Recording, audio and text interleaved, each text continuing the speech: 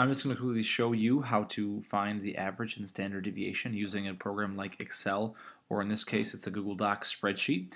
This is a copy of your exact class data for all 4 classes. I'm going to do the average and standard deviation for all those values, but then you'll do yours just for your particular class. So if you look at, for example, the average, if I want to take the average of this whole set of data here, I click on whatever box I want to spit out that data, and I hit equals. And it will then do any calculation I put in. So if I put in average, I'll see that that's the first one that comes up, so I'll hit that. And then I just highlight all the boxes that I want to find the average. If you highlight empty boxes, it will not treat that as a 0. It will just be a non, it won't be counted at all. So which we can quickly test here in a second.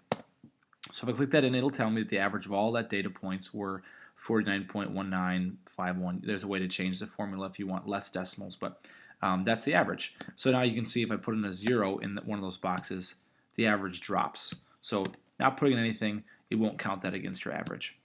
The standard deviation, if you want to check that from your calculation earlier, if you just same thing, hit an equal sign and put in ST, and this will be on our standard deviation based on a sample size. This is the first one, STDEV is my calculation, and then if I again highlight for my case all these points here, that will give me how far, the calculation you've already looked at, how far all these values deviate from that average using the calculation that you looked at earlier in the instruction. So this is a way to check your answer. I would like you to show how you found it for your particular class, again for your hour, and this is a way to look and see if those answers then match. If you have questions, we'll go over them a bit on Monday.